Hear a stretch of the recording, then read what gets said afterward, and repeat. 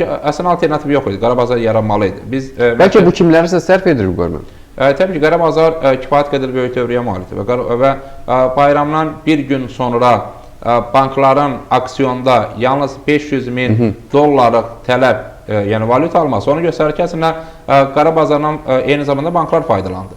Qara bazar imkan verdi ki, xaricilərin valyutasını kifayət qədər aşağı məzəyi ilə almaq mümkün olsun və qara bazar kursu ilə almaq mümkün oldu və praktik olaraq əslində bayram günlərindən sonra bankların dollarla tələb artmalı idi.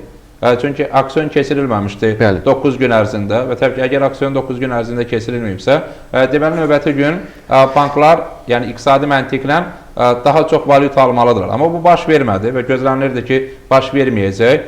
Çünki bayram günlərində qara bazarın kifayət qədər böyük dövriyyəsi oldu. Əsas dövriyyə də xaricdən ölkəmizə gəlmiş turistlərin valyutaların dəyişməsi ilə bağlı oldu və təbii ki, həmin günlərdə artıq valyuta yığımı həyata keçirildi.